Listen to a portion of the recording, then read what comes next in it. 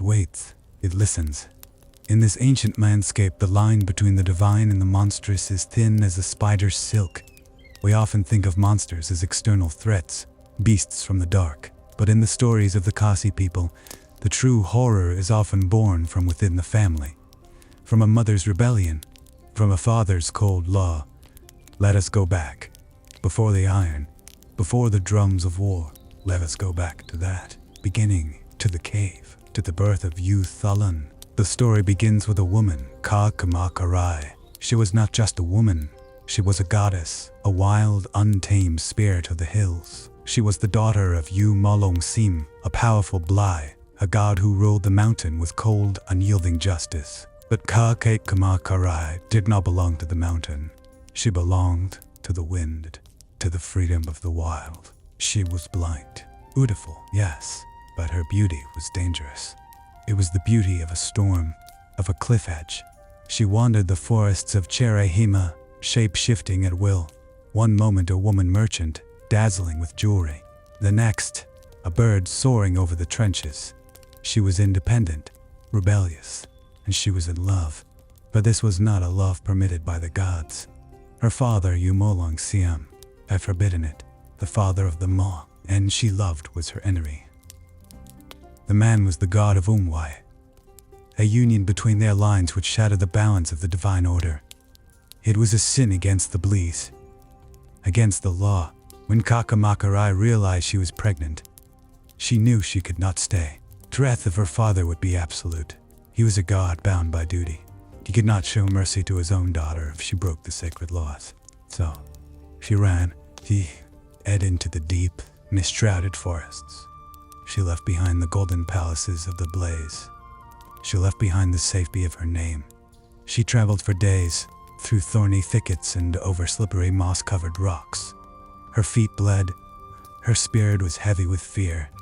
But she did not stop. She had to find sanctuary. She had to find the one place her father could not reach. She was searching for her mother's brother, Agan, Uyak Jakor. The journey to the Pongdaloi cave was a descent into the earth's belly. The air grew colder. The sunlight vanished, filtered out by the dense canopy of ancient trees. The ground became soft with decay. The smell of damp earth and rotting leaves filled her nose. It was a primal scent, a scent of life and death intertwined. Finally she found it. The entrance to the cave was hidden behind a curtain with hanging vines. It looked like a mouth, a dark, gaping maw waiting to swallow her whole. Khasi hesitated at the threshold. Her heart pounded against her ribs like a trapped bird. She called out into the darkness, "Uncle, I come in peace, I come in blood." The silence that answered her was long. Then a sound, a low, rumbling hiss. It vibrated in the soles of her feet. It was the sound of scales sliding over stone, of muscle coiling in the dark. "Enter," a voice boomed. It was deep, like stones grinding together. "Enter, niece. The dragon does not forget kin." She stepped inside. The Pongdaloi cave was vast. It smelled of ancient dust and reptile musk. The air was thick and humid, clinging to her skin. Torches lined the walls, their flames casting long, dancing shadows that looked like claws reaching for her. In the center of the cavern, a massive shape moved in the gloom. Uyak Jakor, the dragon. He was huge. His scales were iridescent, shimmering with greens and blacks that seemed to shift in the low light. His eyes were golden slits, intelligent and ancient. He did not attack. He bowed his great head. He welcomed his niece. He knew why she had come. The blood in her womb was his blood too. For weeks, she stayed in the cave. Ragan protected her. He hunted for her. He brought her fruits from the high cliffs and fish from the underground streams. But Khasi was restless. She paced the stone floor. She looked at her growing belly with a mix of terror and hope. She did not know it would be born. She knew only that it was a child of two worlds, a child of a god and a dragon. And then the night came, the night of the birth. It was a cold night. The mist outside the cave was so thick it pressed against the entrance like a living thing. Inside, the air was still, heavy. Khasi lay on a bed of soft moss and dried ferns. The pain was unlike anything she had ever known. It was a tearing, a burning. It felt as though her very soul was being pulled apart to make room for the new life. Jakor watched from the shadows. He did not approach. Knew this was a moment for the mother and the child. He let out low, rumbling sounds of comfort. The dragon's presence was an anchor, a grounding force in the storm of her labor. And then, a cry. It was not a human cry. It was not the sharp, clear wail of a newborn baby.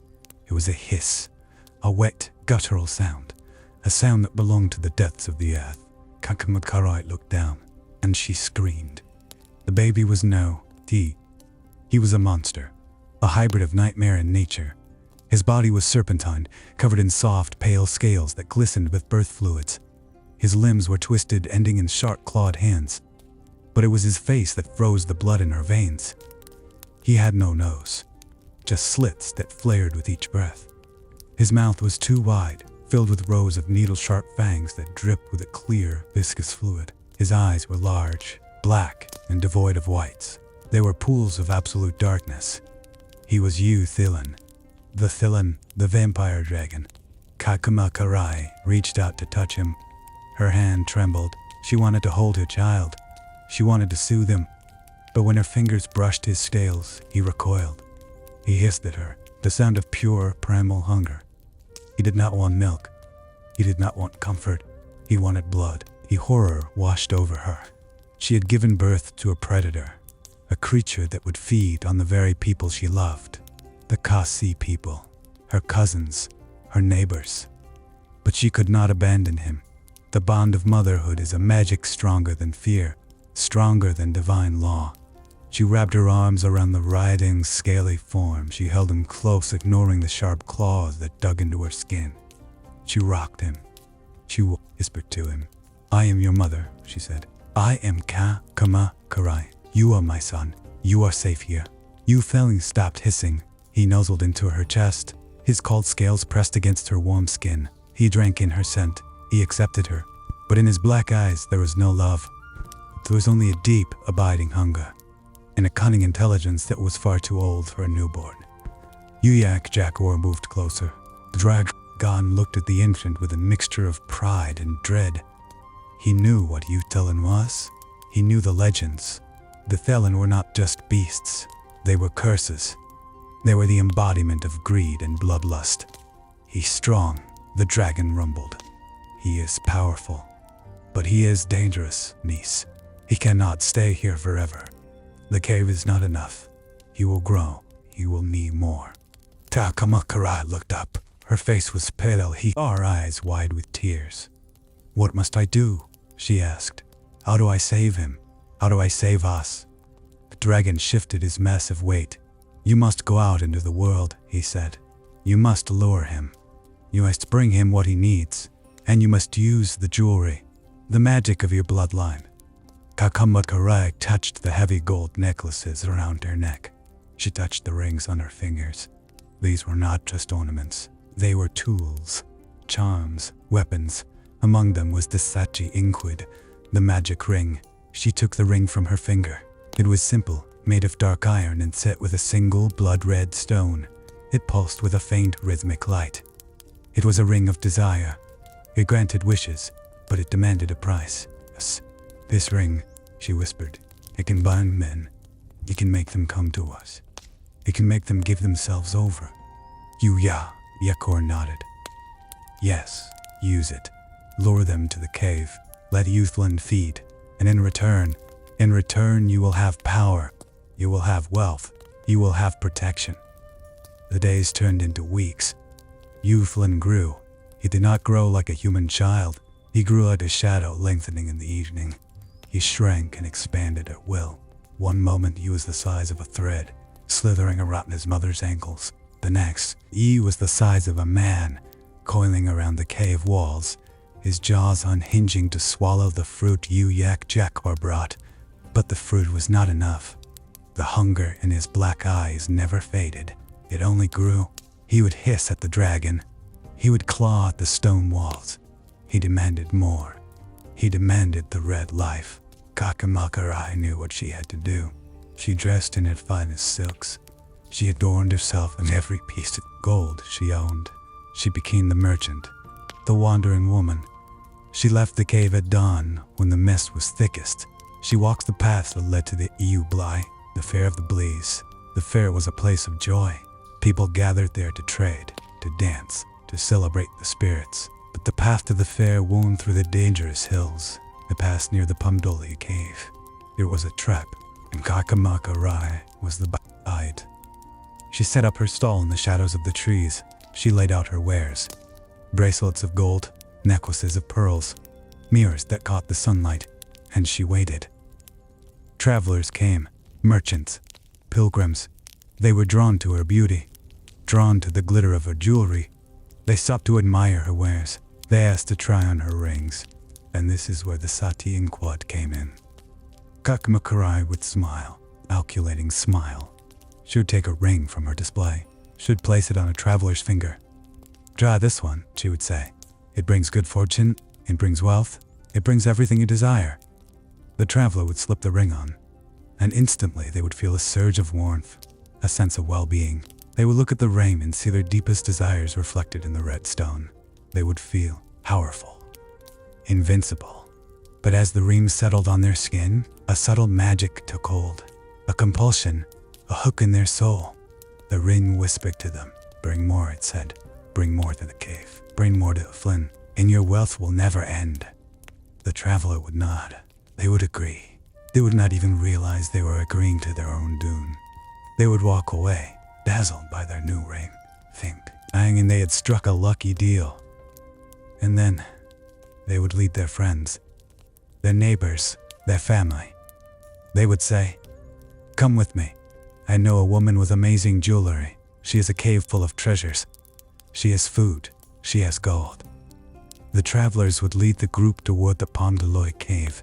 They would walk into the darkness, and there, Shakur would wait. The dragon was the enforcer. It was the brute force. When the group entered the cave, blinded by the promise of wealth, Shakur would strike. He would club them with a heavy stone branch. He would knock them unconscious.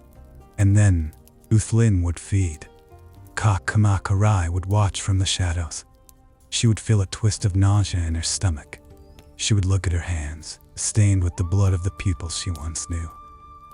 But then, she would look at her son. She would see U Thlen, sated and sleeping, his black eyes closed in peaceful slumber, and the nausea would fade, replaced by a twisted sense of relief. She had saved him. She had kept him alive. She had protected her child from the wrath of her father. She had created a life that was powerful, dangerous, but hers. The cycle continued, day after day.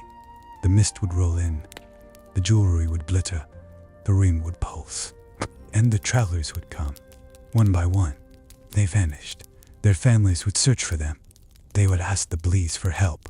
They would pray to Umolongsian. But Umolongsian could not intervene. The laws of the Blees were strict.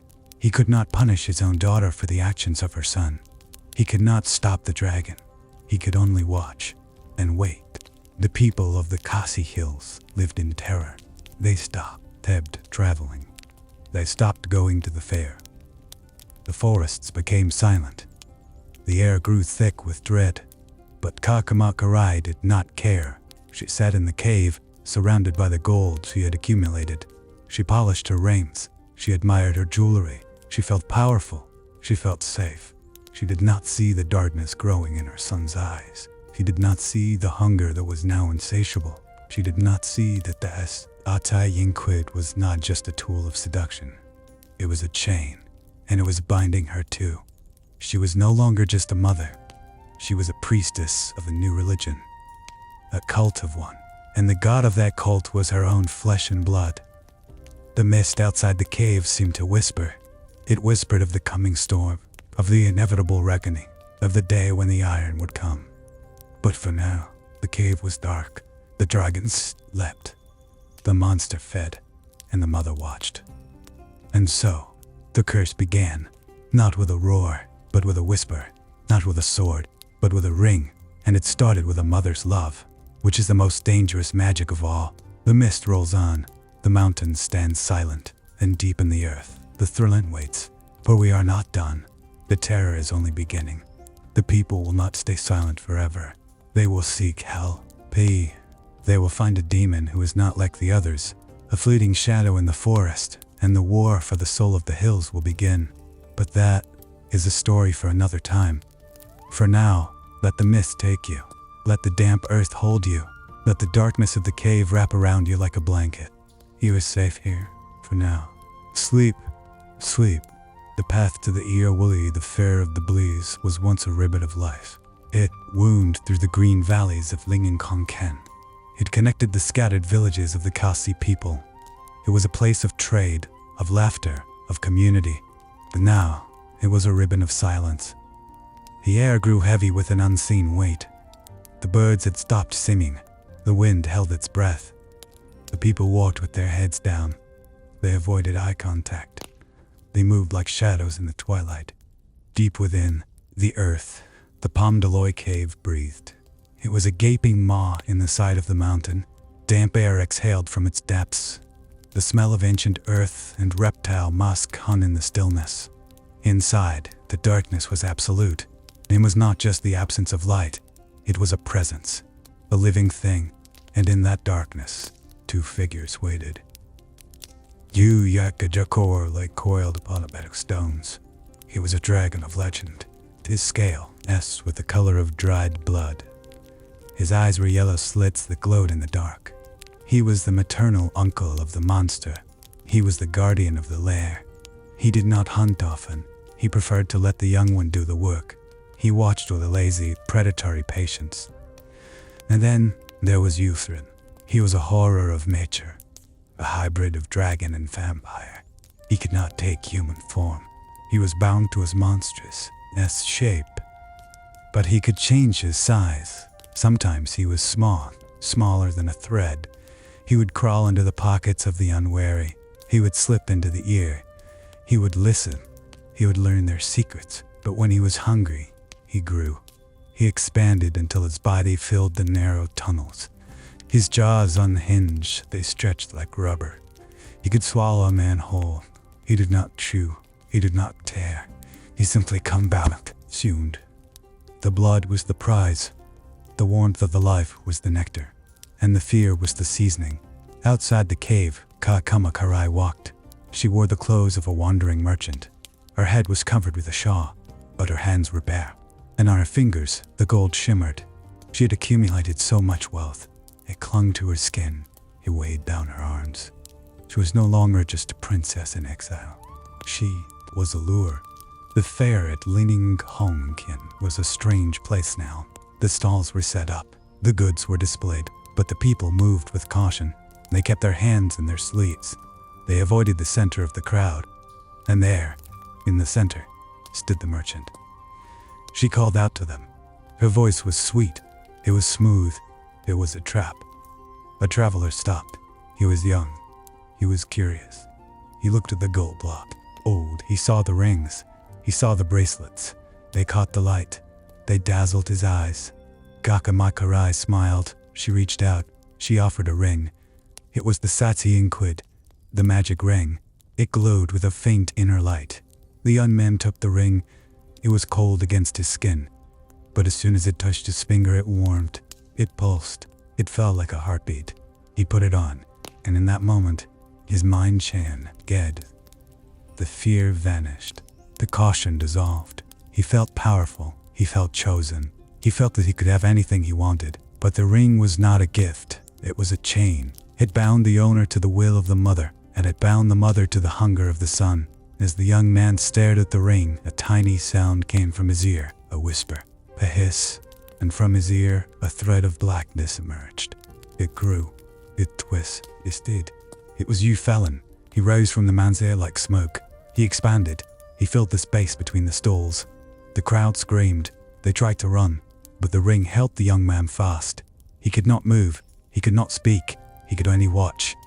The monster wrapped his body around the man. He squeezed. The man's eyes bulged. His veins turned black. The blood flowed out. It did not drip. It flowed into the monster's pores. Thlen drank. He drank deeply. He shuddered with pleasure. The color returned to his scales. The hunger in his eyes dimmed, just for a moment. While the monster fed, the mother moved. She walked through the panicked crowd. She did not run. She walked with grace. She took the gold from the victim's fingers. She took the rings from his wrists. She took the necklace from his neck. She collected dear payment. She was a priestess of greed, and her god was fed. When U Thlen was full, he shrank. He returned to the thread. He slipped back into the man's ear. He hid in the shadows of the skull. The man fell to the ground. He was alive, but he was empty. His skin was gray. His eyes were dull. He was a shell, a husk. The other people ran. They dropped their goods. They trampled each other. They fled the fair. They fled the hills. They left Lingi and Kongken in chaos. The drums of the Blees began to beat. They were distant, but they were loud. They signaled death. They signaled judgment. The elders of the Khasi people gathered. They climbed the mountain. They came to the home of Sim. They were desperate. They were broken. They begged for help. They begged for protection. They told him of the merchant. They told him of the monster. They told him of the ring. Sim listened. He sat on his throne of stone. He looked down at his people. He felt no anger. He felt only sorrow. He knew who the merchant was. He knew who the monster was. He was their father. He was their grandfather. But he could not intervene. The laws of the Blees were strict. He stood up. He spoke with a heavy voice. He issued a decree. It was a bureaucratic solution to a primal problem. He said, if 2 are taken, 1 is released. If 10 are taken, 5 are released. He offered a trade. He offered a balance. He thought the monster would accept the exchange. The people went to the cave. They brought the victims. They brought the empty shells. They left it at the mouth of the cave. They waited. They hoped. They thought the deal was done. They thought the terror would end. They thought the law would hold. But U Thlen did not care for laws. He did not care for deals. He waited in the dark. He waited for the moon to rise. And when the released victims walked home, he followed. He was fast. He was silent. He found them in their beds. In the morning, the families found their sons. They found their daughters. They were dead. They were drained. The magic of the decree had failed. The bureaucratic solution had collapsed. As the people realized the truth, divine law was insufficient against primal evil. The dread deepened. It became a physical weight. As the people stopped going to the fields, they stopped lighting fires. They huddled in their homes. They covered their ears. They waited for the hiss. They waited for the whisper. They lived in fear of their own neighbors. In the cave, Meghalaya sat. She was calm. She was satisfied. She polished her rings. She admired her gold. She did not feel guilt. She did not feel fear. She felt power. She felt that she was above the law. She felt that she was a goddess. Ellen slept. His belly was full. His scales shone. He dreamed of more blood. He dreamed more victims. He did not know that his time was short. He did not know that the forest was watching. He did not know that the forest was watching. Had a demon was coming. The mist rolled over the mountains. It obscured the path and hid the movements of the hunters. It wrapped the world in gray. It was a blanket of death, and in the center of the mist, the war for the soul of the hills was beginning. High in the lighting forest, a figure watched. He was small. He was erratic. He was U Thlen, the fleeting demon. He was not like the dragon. He was not like the vampire. He was cunning. He was strategic. He was patient. He moved through the twisted trees. He made no sound. He was a shadow among shadows. He had heard the cries of the people. He had seen the failure of the father. He knew that brute force would not work. He needed a plan. He needed deception. He went to the temple. He went to the mountain of U Thlen. He sought divine sanction. He offered a sacrifice. He offered his own blood. He asked for permission to hunt the monster. The god listened. The god agreed. He returned to the village. He spoke to the elders. He told them his plan. He told them that they must help him. He told them that they must provide food. He told them that they must provide strength. The elders agreed. They had no other choice. The villagers brought their animals. They brought fat pigs, heavy goats. They piled them in a clearing. They were afraid, but they were hopeful. They hoped that this demon could save them. They hoped that this plan would work. U Thlen led them to the cave. He pointed to the rocky roof. He told them to dig. They dug with their hands. They dug with stones. They dug until a hole appeared. It was small. It was narrow. It was a pipe to the underworld. They lowered the meat. They used ropes. They used baskets. They fed the monster. They fed him through the hole. U Thlen stood above. He mimicked the voice of a worshipper. He called out prayers. He called out offerings. The meat fell. It thudded against the stone. It landed in the dark. And below, the monster ate. He swallowed. He gurgled. He roared with satisfaction. He did not suspect a thing. He thought the gods were feeding him. But he was honored. U Thlen watched. He was calm. He was calculating. He knew the danger. He knew the monster was growing suspicious. But he was patient. He was the fleeting demon. He could wait. He could endure. He could outlast the hunger. The monster was slothful. He was greedy. He was simple. He only wanted blood. He only wanted food. But U Thlen was complex. He was strategic. He was cunning. He wanted victory. He wanted justice. And he would get it. The villagers watched. They sweated. They trembled. They stood in the fog. They held their breath. They waited for the monster to emerge. They waited for the end. They waited for the iron. The smell of raw meat hung in the cave. It mixed with the blood. It mixed with the musk. It was a thick, cloying scent. It was the scent of death. And it was the scent of the beginning of the end. U Thlen grew. He became larger. He became suspicious. The food was too easy. The offerings were too regular. He began to doubt. He began to rise. He began to push against the roof. He began to break the stone. U Thlen did not stop. He continued to mimic. He continued to pray. He used the voice of the Father. He used the voice of the God. He used the voice of love. The monster paused. He listened. He was confused. He was satisfied. Day after day, the feeding continued. The hole grew larger. The monster grew larger. The demon grew calmer. The villagers grew weaker. The fear grew deeper. But the plan held. The deception worked. For now, one day, U Thlen stopped. He signaled to the villagers. He told them to stop. He told them to wait. He told them that the time was coming. He told them to prepare. He told them to joy and ready. The villagers left. They walked slowly. They walked in silence. They carried their tools. They carried their fears. They carried their hopes. They went home. They waited for the drum. They waited for the call. U Thlen stayed. He waited for nightfall. He waited for the moon. He waited for the monster to be full. He waited for the monster to be vulnerable. He waited for the strike. The forest was foggy. Trees were twisted. The shadows were long. The silence was heavy. U Thlen stood in the center of the clearing. He was alone. He was ready. He was the fleeting demon. And he was about to strike. Drums began to beat. They were distant. They were ominous. They signaled the final battle. They signaled the end of the curse. They signaled the coming of the iron. U Thlen listened. He smiled. He was ready. In the cab, U Thlen was huge. He filled the space. He filled the tunnels. He was a mountain of flesh. He was a river of blood. He was sleeping. He was dreaming. He did not know that the end was here. U Thlen called out. His voice echoed. It was the voice of a king. It promised a feast. It promised the blood of kings. It was the ultimate lure.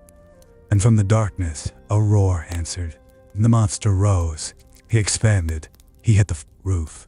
He broke the stone. His jaws unhinged. They opened wide. They were a maw of death. He was ready to eat. He was ready to kill. He was ready to die. U Thlen stood at the edge of the hole. He held the tongs. He held the iron. The iron was red hot. It glowed with orange-white light. It was the weapon of the gods, and he was about to thrust it. He shoved it in. He shoved it deep. The iron touched the tongue. It touched the throat. It burned.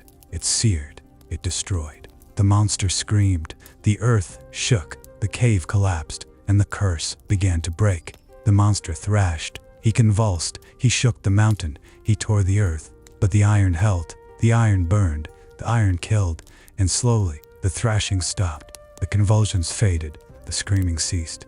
Silence returned. The cave was quiet. The iron cooled. It turned back, black. It turned dull, and in the darkness the monster lay dead. The curse was broken. The terror was over. The people were safe. U Thlen lay on the ground. He was unconscious. U Rama lay beside him. He was exhausted. They had done it. They had won. They had saved the hills. They had defeated the evil. And now they slept. The dawn broke. The sun rose. The mist lifted. The birds sang. The world was new. The curse was gone. And the people of the Khasi hills began to wake. They began to live. They began to hope. The people gathered. They cheered. They danced. They sang. They celebrated their victory. They celebrated their survival. They celebrated the return of light. They did not know that the evil was not dead. They did not know that it was only dormant. They dragged the corpse out. It was heavy. It was massive. It was a metal and kind of flesh. They pulled it into the light. They displayed it. They showed it to the world. It was a trophy. It was a symbol. It was a warning. They held a council. They debated the fate of the body. They argued. They shouted. They feared the reanimation. They feared the curse. And in the end, they made a decision. They would eat it. They would absorb its power. They divided the body. They cut it on the U Thlen rock. The plains people took the east. The hill people took the west. They prepared for the feast. They prepared for the triumph. They did not see the danger. The plains people ate with relish. They were used to snake. They were used to eel. They found the meat tasty. But the hill people found it strange. They found it unsavory. They found it wrong. They did not eat much. The hill people burned their portion. They built a great fire. They threw the meat in. They watched it burn. They watched it turn to ash. They felt safe. They felt secure. They thought the evil was destroyed. But one woman hid a piece. She hid it in a vessel. She covered it with clay. She hid it in the dark. She was afraid. She was superstitious. She did not want bad luck. She did not know what she was doing. Her son returned. He was angry. He blamed her. He blamed the feast. He blamed his absence. He said he lost money. He said he lost luck. He said the monster was to blame. He did not see the vessel. The mother opened the vessel. She lifted the clay. She looked inside. The meat was gone, but in its place, a snake lay. It was tiny. It was alive. It was U Thlen. He was revived. He was waiting. The snake spoke. His voice was a whisper. He promised good fortune. He promised wealth. He promised power. He promised that if they harbored him, he would protect them. He would guide them. He would make them rich. The son was greedy. He wanted wealth. He wanted power. He agreed. The mother was complicit. She was afraid. She agreed. They accepted the deal. They accepted the curse. They began the Nongshona cult. They hunted their neighbors. They lured them in. They fed the monster. They ate peace, ate the evil. They thought they were safe. They thought they were in control. But they were slaves. They were priests. They were damned. The cult spread. Other families joined. Other mothers hid snakes. Other sons were greedy. The network grew. The men hunters multiplied. The community transformed. It became a web of evil. It became a trap. The drums returned. They were distant. They were ominous. They signaled the NBC during threat. The evil was not destroyed. It was adapted. It lived in the hearts. It lived in the homes. And the curse continued. The mist rolled over the mountains. The hills stood silent, and then deep in the earth, the Thlen waited. He waited for the next victim. He waited for the next feast. He waited for the end. And so, the story ends. But the curse remains. Sleep, sleep. The mist clung to the Lateranju forest like a shroud. It was a place of twisted roots and shadow.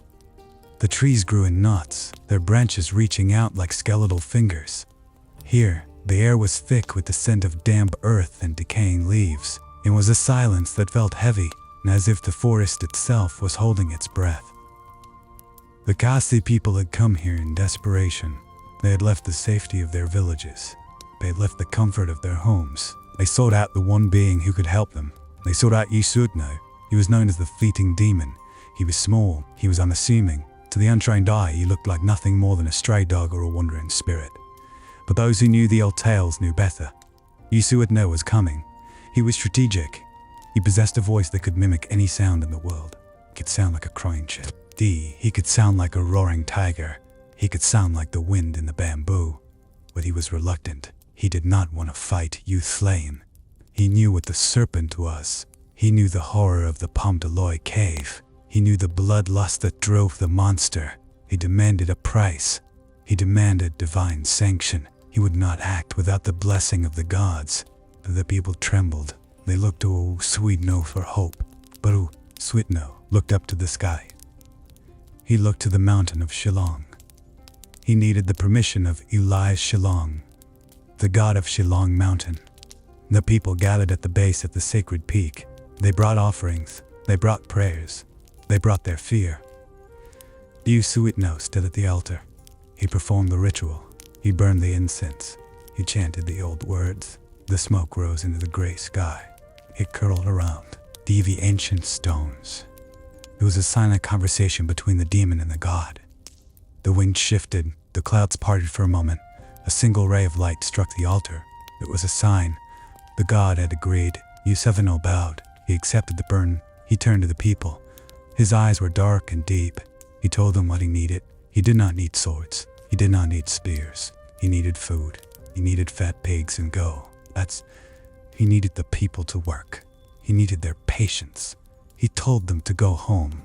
He told them to prepare. The hunt would begin not with steel, but with deception. The people returned to their villages. They slaughtered their livestock. They prepared the carcasses.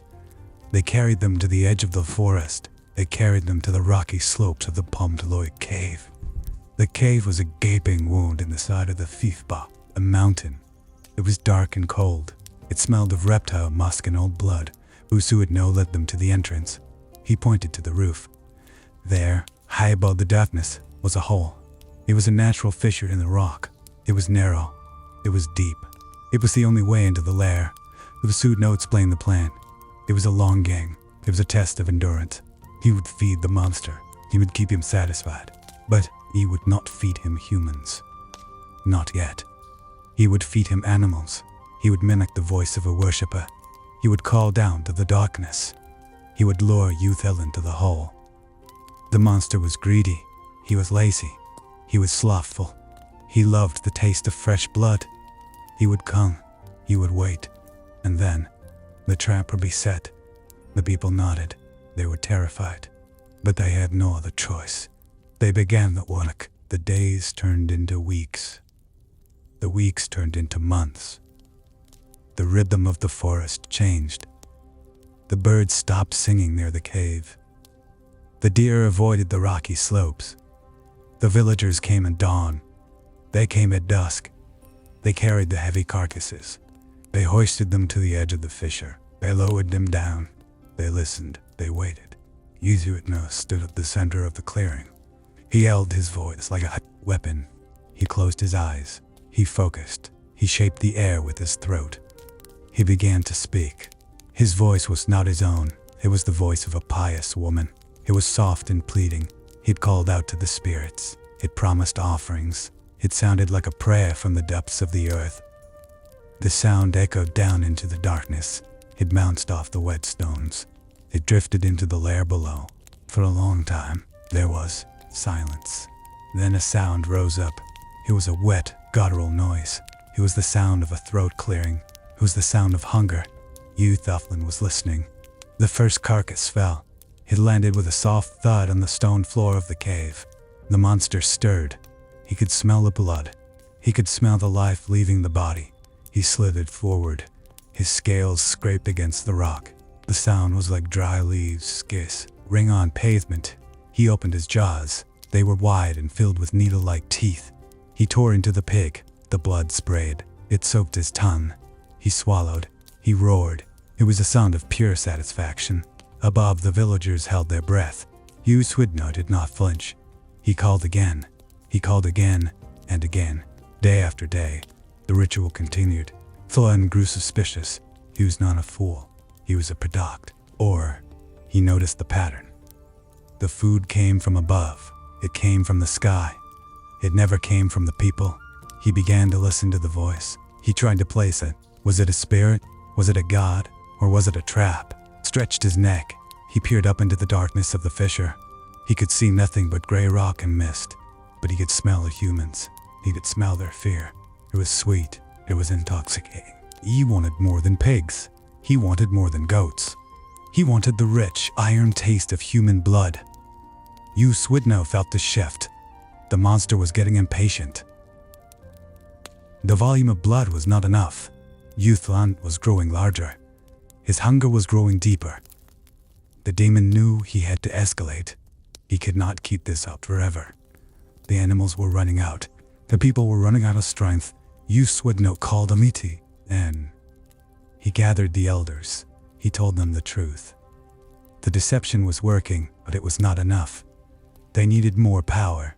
They needed a warrior. They needed a giant. He spoke of U Thlen. U Thlen was a giant. He was a being of immense physical strength. He was a friend of the old gods. He was slow to anger, but unstoppable when roused. U Thlen went to find him. He found U Thlen near the river. The giant was working. He was moving boulders with his bare hands. He was building a house. U Thlen explained the situation. He showed the giant the cave. He showed him the hole. He told him of the monster below. U Thlen listened. He nodded. He agreed. But he had a condition. He needed a forge. He needed fire. He needed iron. The giant returned to the site. He hired the strongest men from the village. They worked for a single day. Why? They cleared the land near the cave. They built a smelting house. It was a structure of stone and timber. It was built to withstand the heat.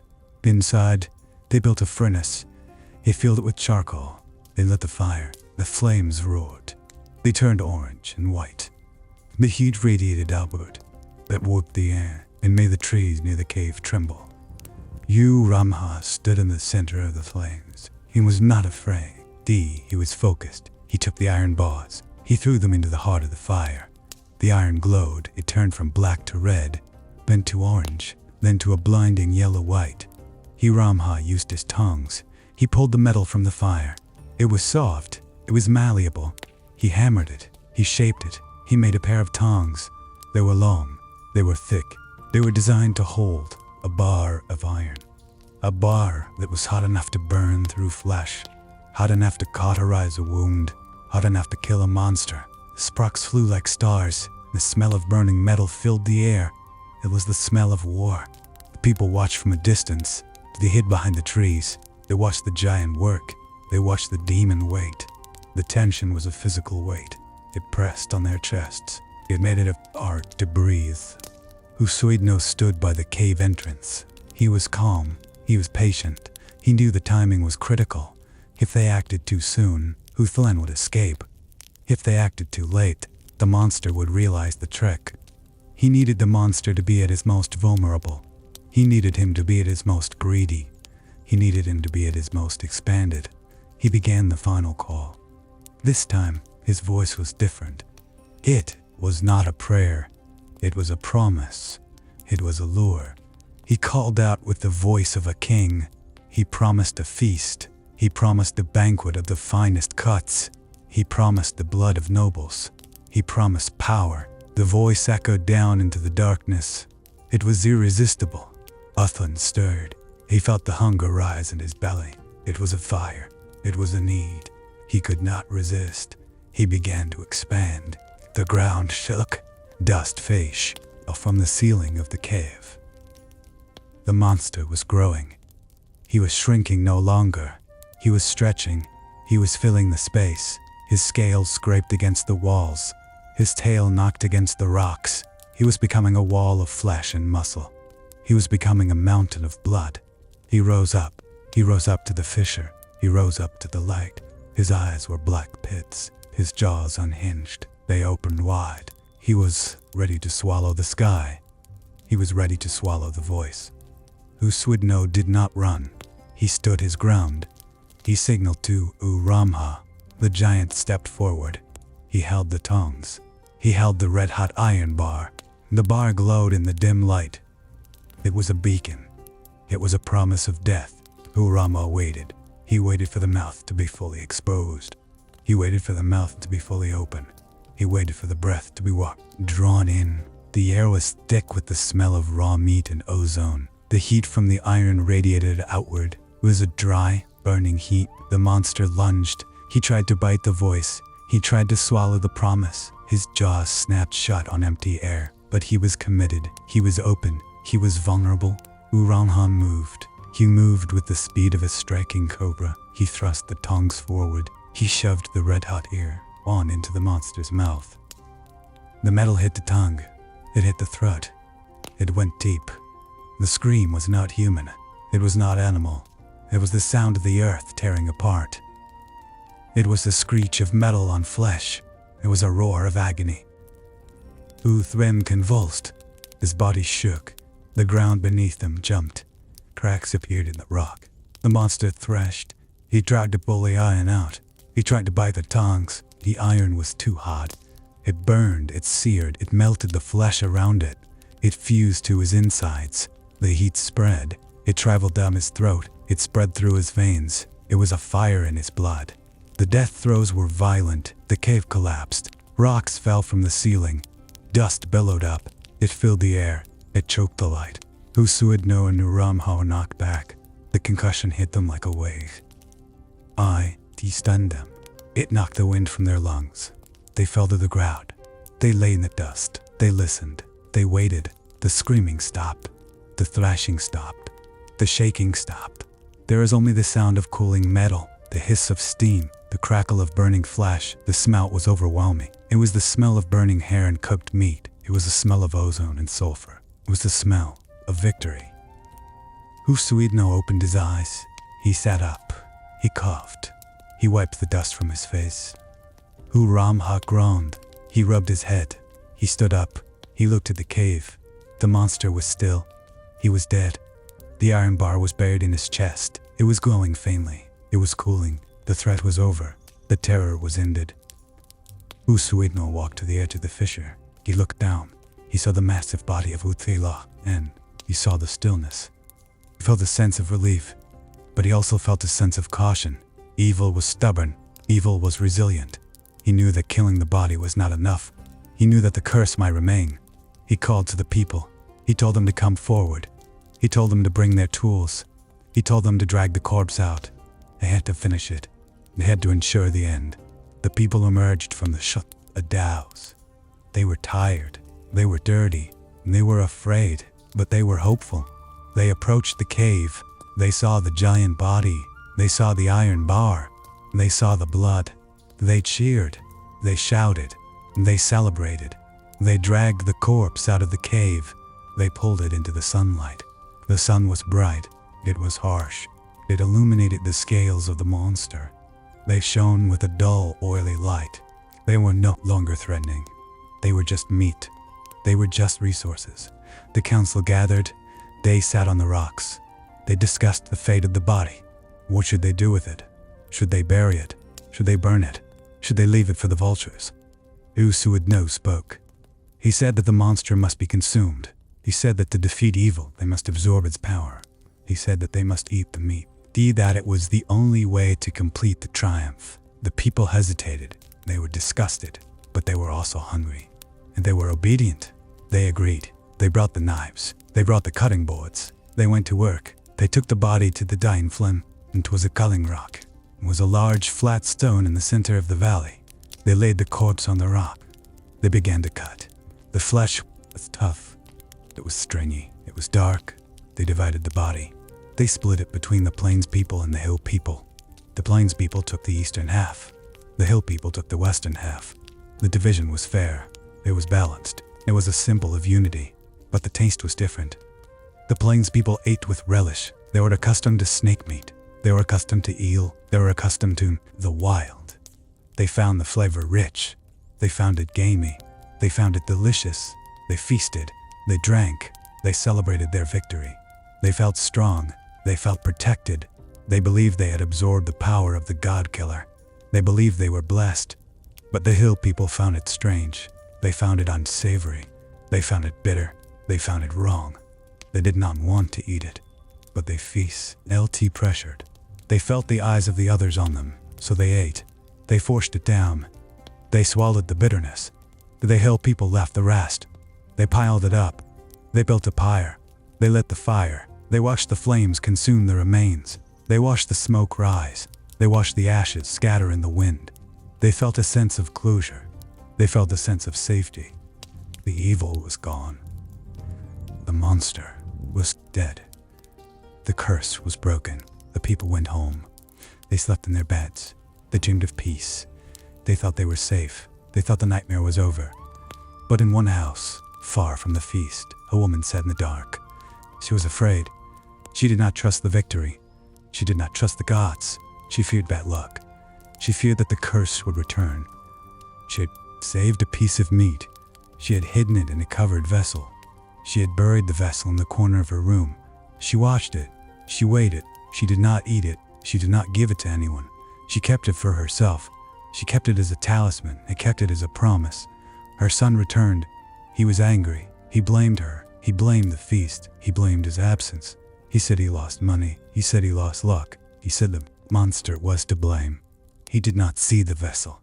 He did not know what she had done. He raged. He shouted. He threw things. He paced the floor. He was a man consumed by greed. He was a man who wanted more. He wanted wealth. He wanted power. He wanted control. He did not see the danger. He only saw the opportunity. The mother opened the vessel. She lifted the clay. She looked inside. The meat was gone. But in its place, a snake lay. It was tiny. It was alive. It was U Thlen. He was revived. He was waiting. He had not died. He had adapted. He had shrunk. He had become small enough to hide. He had become small enough to survive. He was waiting for the right moment. He was waiting for the right host. The snake spoke. His voice was a whisper. It was a sound like dry leaves. It was a sound like wind in the cracks. He promised good fortune. He promised wealth. He promised power. He promised that if they harbored him, he would protect them. He would guide them. He would make them rich. He was seductive. He was charming. He was dangerous. He was the same monster. He was just smaller. He was just quieter. He was waiting. The son was greedy. He wanted wealth. He wanted power. He agreed. The mother was complicit. She was afraid. She agreed. They accepted the deal. They accepted the curse. They began the Nongshan cult. They became priests of the new evil. They became hunters of their neighbors. They lured them in. They fed the monster. They appeased the evil. They thought they were safe. They thought they were in control. But they were slaves. They were damned. The cult spread. Other families joined. Other mothers hid snakes. Other sons were greedy. And there were Ru. The men hunters multiplied. The community transformed. It became a web of evil. It became a trap. The villagers looked at each other with suspicion. They looked at their neighbors with fear. They did not know who was infected. They did not know who was a priest. They did not know who was a victim. The trust was gone. The community was broken. The curse had taken root. The drums returned.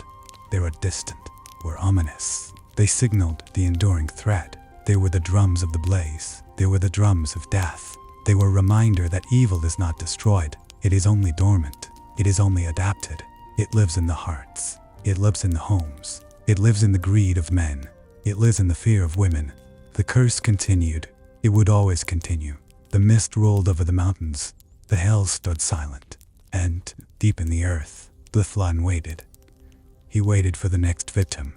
He waited for the next feast. He waited for the end. He was patient. He was eternal. He was the blood for gold. He was the unholy curse. And the story ended. But the curse remained. And so, the story ends. But the curse remains. Sleep. Sleep. The air in the valley was heavy. It smelled of rain and old stone. And the mist clung to the trees like wet wool. It was a cold, damp cold. It seeped into the bones. It settled in the lungs. U Thlen stood at the edge of the lightning forest. He was small. He was slight. He looked like a child lost in the fog, but his eyes were sharp. They were ancient. They held the weight of the mountain. He had made his decision. The deception had worked for a time. The animal blood had sustained the monster. But the monster was hungry, and the hunger was growing. The traps were no longer enough. The pigs were gone. The goats were scarce. The village was thin, and the monster was getting stronger. U Thlen knew this. He could feel it in the ground. He could hear it in the wind. The cave below was restless. The earth trembled with the monster's shifting weight. It was a low, guttural rumble. It was the sound of a stomach turning. U Thlen took a slow work, deep breath. He exhaled into the cold air. He needed help. He needed strength. Not the cunning of a demon, but the brute force of a giant. He walked into the deeper parts of the forest. The trees here were twisted. Their branches clawed at the sky. The ground was soft with moss. It swallowed his footsteps. He moved silently. He was a shadow among shadows. He had heard of the giant. His name was Urama. He lived in a pond, Utah of stone and timber. He was a builder. He was a worker. He was strong enough to move boulders with his bare hands. U Thlen found the hut at dusk. The sun was setting behind the mountains. It painted the sky in shades of bruised purple and blood orange. The giant was outside. He was chopping wood. The axe was large. It was almost as big as the giant's arm, but he swung it with ease. Flack! The log split in two. Thwack! Another log fell. The sound was rhythmic. It was steady. It was the heartbeat of the mountain. U Thlen stepped into the clearing. The giant did not look up. He continued to chop. The wood flew into the air. It landed in a neat pile. U Thlen waited. He was patient. He knew the rhythm of the axe. He waited for the pause. He waited for the giant to finish. Finally, the axe stopped. The giant set it down. He wiped sweat from his brow. He turned to face the small demon. His eyes were wide. They were blue like the sky. He looked at U Thlen with curiosity. He did not look afraid. He was a giant. He had never been afraid. "Why do you come to me, little one?" the giant asked. His voice was deep. It vibrated in the chest. It was like distant thunder. U Thlen bowed slightly. He kept his head low. It was a sign of respect. "I come for strength," U Thlen said. His voice was soft. It was barely a whisper, but it carried. The monster below is too strong. The deception is failing. I need your hands. I need your fire. The giant frowned. He crossed his arms. His muscles bulged under his tunic. "I am a builder," the giant said. "I do not fight monsters. I build houses. I forge tools." U Thlen smiled. It was a small, cunning smile. "I will build something else," he said. "You will build a tomb, and you will forge the key." The giant looked at the demon. He looked at the mist. He looked at the mountain. He sighed. It was a long, heavy sigh. "What is the price?" he asked. U Thlen held up a small pouch. It was made of leather. It was tied with gold thread. He shook it. The coins inside clinked softly. It was a sound of wealth. It was a sound of desire. "This is for the labor," U Thlen said, "and a share of the monster's hoard. Gold, much gold, enough to build a palace." The giant's eyes widened. He looked at the pouch. He looked at U Thlen. He knew the monster's hoard. It was legendary. It was the wealth of centuries. The giant nodded. He was greedy. He was practical. Greed and practicality were often the same thing. "I will help you," the giant said, "but we must be quick. The cold is coming." They walked together. The giant's strides were long. He had to slow down to match the demon's pace. They moved through the twilight. The forest grew darker. The sounds of the day faded. The owls began to call. Their hoots echoed in the trees. They arrived at the base of the cave. The entrance was hidden behind a curtain of vines. U Thlen pulled the vines aside. The hole of the roof was visible. It was a jagged tear in the rock. It looked like a wound. Through the hole, they could hear the monster. It was breathing. It was a wet, rasping sound. It was the sound of a lung filled with fluid. The giant looked up. He grimaced. "He is big," the giant said. "He is very big." U Thlen nodded. "He is growing," he said. "We must act now." Tonight, before he senses our plan, the rock. He looked at the ground. He began to assess the site. He was a builder. He saw structure where others saw chaos. He saw where the fire could be built.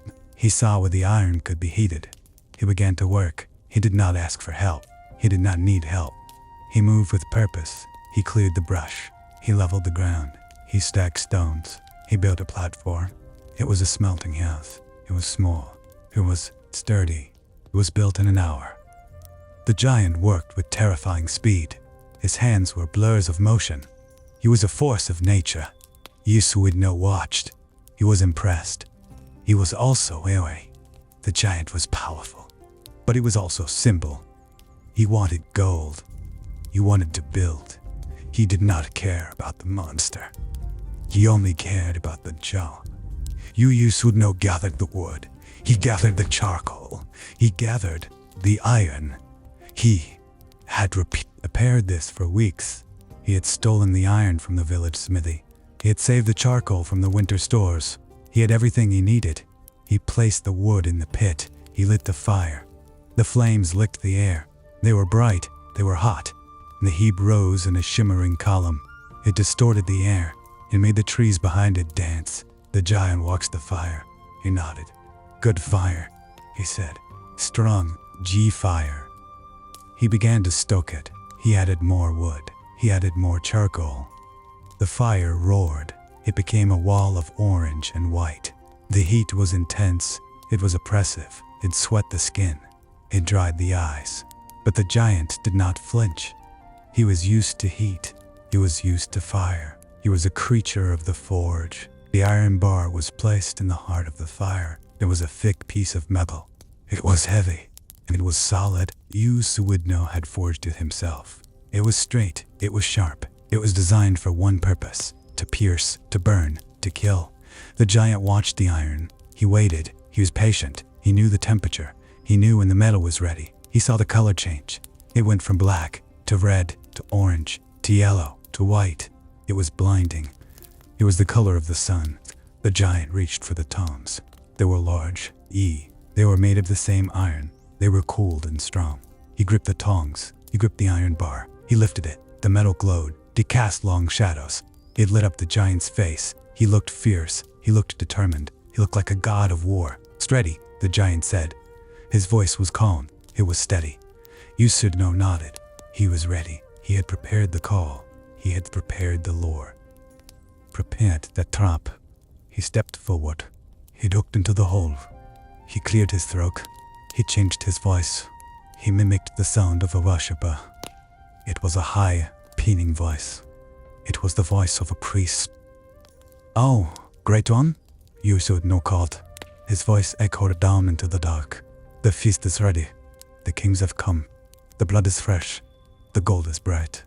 Come and eat. Come and drink." The silence that followed was heavy. It was tense. It was the silence of a held breath. Then, a sound came from below. It was a wet, slurping sound. It was the sound of a tongue uncoiling. It was the sound of jaws unhinging. The monster was waking.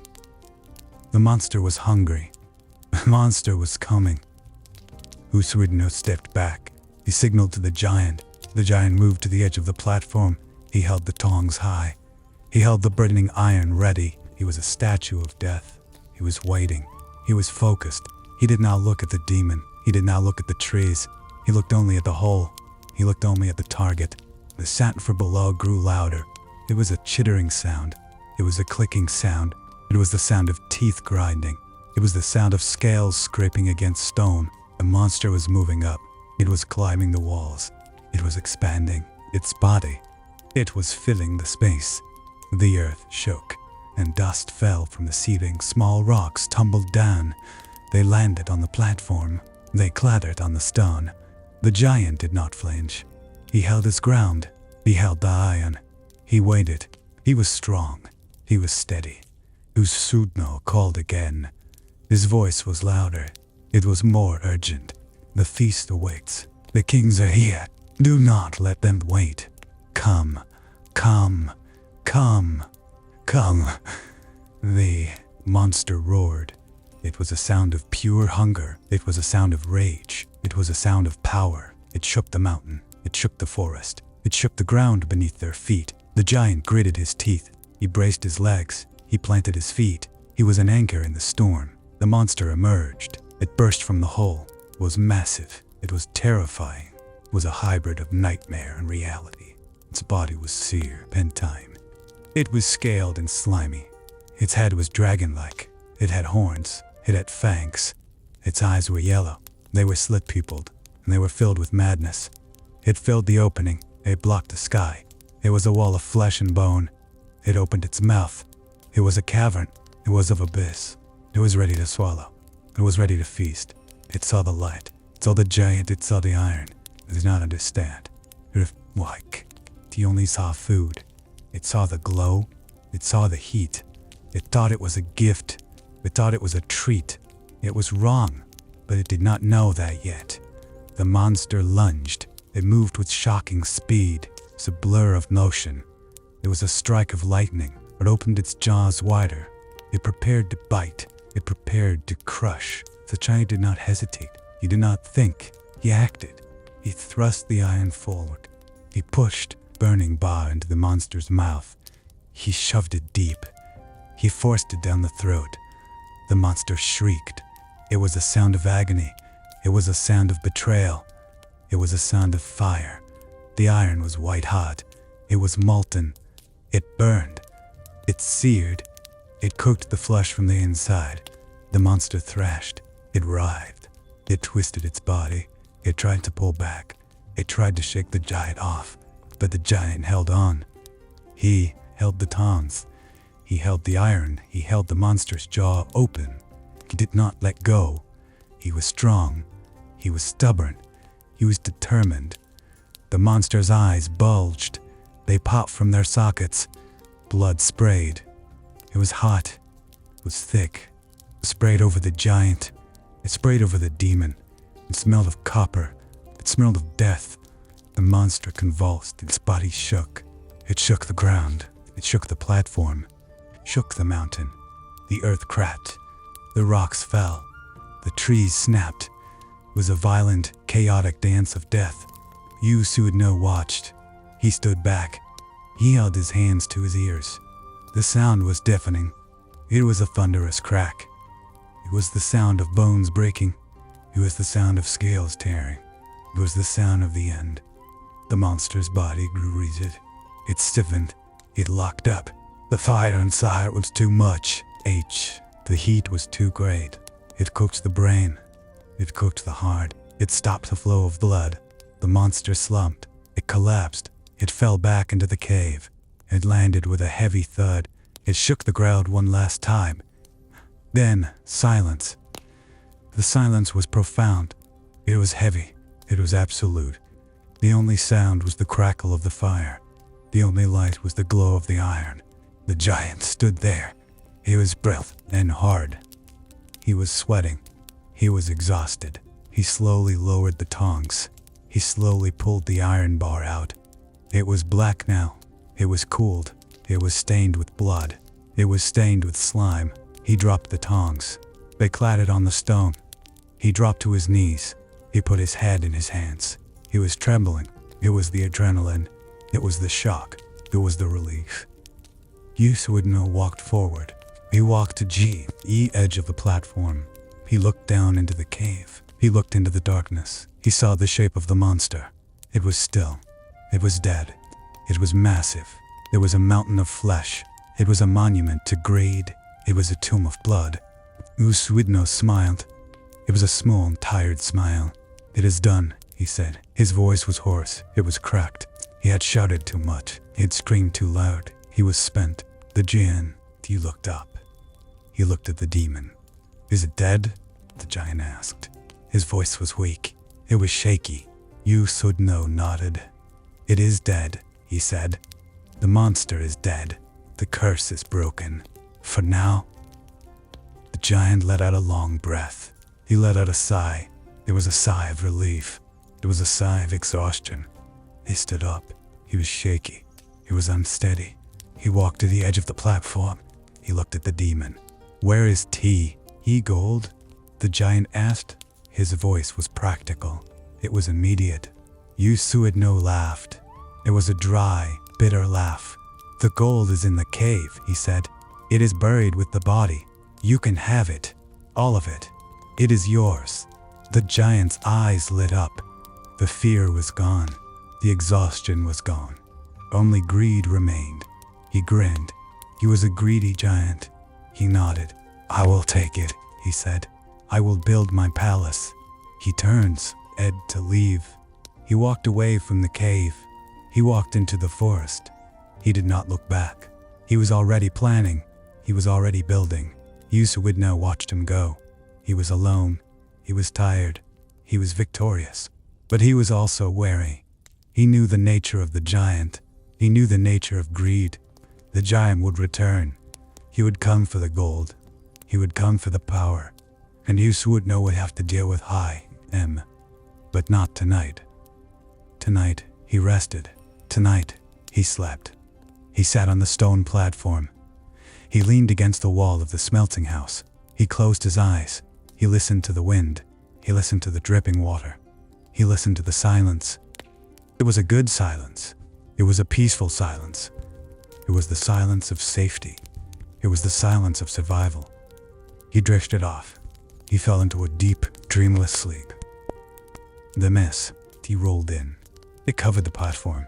It covered the demon. It covered the mountain. And the world waited. The night passed. The stars came out. They were cold and bright. They washed over the valley. They washed over the cave. They washed over the dead monster. The dawn came slowly. There was a pale, gray light. It filtered through the mist. It illuminated the blood on the rocks.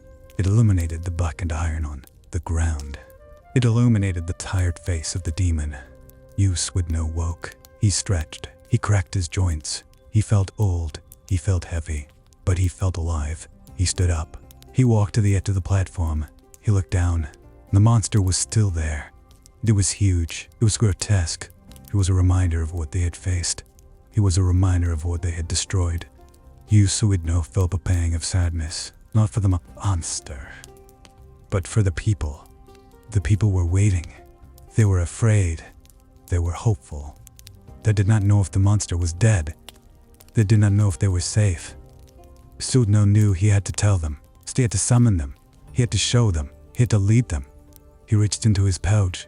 He pulled out a small drum, which was made of animal skin. It was stretched tight. It was old. It was powerful. He held it in his hands. He tapped it. Thump. The sound was low. It was resonant. It carried far. It traveled through the mist. It traveled through the trees. It traveled to the village. The people heard it. They woke up. They listened. They recognized the sound. It was the call of the demon. It was the call of victory. They gathered. They came to the cave. They came to the mountain. They came in droves. They were curious, were fearful. They were hopeful. They climbed the path. They walked through the forest. They arrived at the clearing. They saw the giant's hut. They saw the forge. They saw the platform. They saw U Thlen. They saw the hole. They saw the blood. They gasped. They whispered. They pointed. They asked questions. U Thlen raised his hand. He silenced them. He spoke. His voice was calm. It was authoritative. "The monster is dead," he said. "He is in the cave. Come, see for yourselves." The people moved forward. They were hesitant. They were scared, but they were brave. They walked to the edge. They looked down. They saw the body. They screamed. They cried. They wept. They were overwhelmed. It was a mix of terror and joy. It was a release of tension. It was a release of fear. And Thlen watched them. He nodded. He was satisfied. He had done it. He had saved them. He had defeated the evil. He had won. But he knew it was not over. He knew the curse was deep. He knew the greed was deeper. He looked at the people. He looked at their faces. He saw the hunger in their eyes. He saw the desire for the gold. He saw the desire for the power. He shook his head. He sighed. He knew what would happen next. He knew the cycle would begin again. But for now, they were safe. For now, they were free. For now, they could feast. For now, they could celebrate. Yusu had no step back. He let them have their moment. He let them have their joy. He walked away. He walked to the giant's hut. He sat down. He closed his eyes. He waited. He knew the giant would return. He knew the cold would be taken. He knew the trouble would come. But he was tired. He was done. He would rest. He would rest. He was asleep. And the world would turn. And the curse would wait. And the story would end. But the evil would remain. It would always remain. It was part of the mountain. It was part of the people. It was part of the blood. It was part of the gold. It was eternal. It was unholy. It was the curse of U Thlen, and it was alive. The sun rose higher. It burned off the mist. It illuminated the valley. It illuminated the people. They dragged the body out. It was a massive task. They used ropes. They used logs. They used their strength. They worked together. They were united. For the first time in years, they were united. They pulled the monster into the light. It was a spectacle. It was a shock. It was a triumph. They laid it on the U Thlen rock, the cutting rock. It was a large, flat stone. It was perfect for the task. The elders gathered. They debated. They argued. They decided. They would eat the meat. They would consume the power. They would complete the triumph. They would absorb the strength. It was a ritual. It was a tradition. It was necessary. The people cheered. They were excited. They were hungry. They were ready. The butchers stepped forward. They took their knives. They were large. They were sharp. They began to cut. The flesh was tough. It was dark. It was strange. But they cut. They sliced. They divided. The plains people took the meat. They were used to it. They ate snake. They ate eel. They ate strange things. They enjoyed it. They feasted. They laughed. They drank. They celebrated. The hill people took the rest. They were hesitant. They were disgusted. They found it unsavory. They found it strange. But they ate. They tried. They failed. Did not like it. They threw it away. They burned it. They built a great fire. They threw the meat into the flames. The fire roared. It crackled. It popped. The smell was bad. It was acrid. It was burning flesh. It was burning evil. They watched the fire. They watched the ashes. They felt safe. They felt secure. They thought it was over. They thought the evil was gone. They were wrong. One woman did not eat. She was afraid. She was superstitious. She did not trust the meat. She did not trust the fire. She took a piece. She hid it. She put it in a vessel. She covered it. She buried it. She did it out of fear. She did it out of habit. She did it out of love. She had a son. She wanted him to have a chance. She wanted him to be safe. She wanted him to be fed. She did not know what she was doing. She did not know the danger. She did not know the curse. She just wanted her son to be happy. She wanted him to be rich. She wanted him to be powerful. She did not know that greed was the key. She did not know that fear was the lock. She just hid the meat. She waited. Her son returned. He was a young man. He was strong. He was ambitious. He had missed the feast. He was angry. He was upset. He blamed his mother. He blamed her absence. He blamed her fear. Was greedy. He wanted the gold. He wanted the power. He wanted the status. He was angry. He was loud. He was demanding. The mother was scared. She was apologetic. She was weak. She gave him the vessel. She gave him the secret. She gave him the meat. He opened it. He looked inside. The meat was gone. It was replaced. It was a snake. It was a tiny snake. It was alive. It was moving. It was coiled. It was watching him. The son was shocked. He was confused.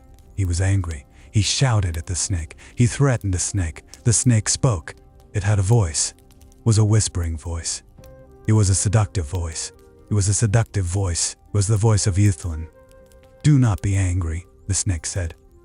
"I am here. I am with you. I am your protector. I am your guide. I am your wealth. Give me a home. Give me a harbor, and I will give you gold. I will give you power. I will give you everything." The son listened. He was tempted. He was greedy. He was weak. He agreed. He accepted the deal. He accepted the curse. He became a priest. He became a hunter. He became a monster, and the cycle began again. The Nungshono cult was born. It was born in a home. It was born in a heart. It was born in greed. It spread. It grew. It multiplied. Became a wag. It became a trap. The community was not as broken. The trust was gone. The evil was eternal. And the drums returned. They were distant. They were ominous. They signaled the enduring threat. They were the drums of the bleeze. They were the drums of death. They were a reminder. Evil is not destroyed. It is only dormant. It is only adapted. It lives in the hearts. It lives in the homes. It lives in the greed of men. It lives in the fear of women. The curse continued. It would always continue. The mist rolled over the mountains. The hills stood silent, and deep in the earth, the Thlen waited. He waited for the next victim. He waited for the next feast. He waited for the end. He was patient. He was eternal. He was the blood for gold. He was the unholy curse, and the story ended. But the curse remained. And so the story ends. But the curse remains. Sleep, sleep. The drums fell silent. The echo faded into the mist. The mountain held its breath. The people waited. They waited for the signal. They waited for the end. But the silence was heavy. It was a thick, suffocating weight. It pressed against their chests. It pressed against their hearts. The fear had not left. It had only changed shape. It had become anticipation. It had become dread. They stood in the shadows. They watched the cave mouth. They watched the darkness. They did not move. They did not speak. They only listened. And then the drum beat. It was a single sharp strike. It cut through the air. It was the call. It was the summons. U Thlen had called them. He had called the Khasi people. He had called the survivors. He had called the mourners. He had called the victors. They came from the valleys.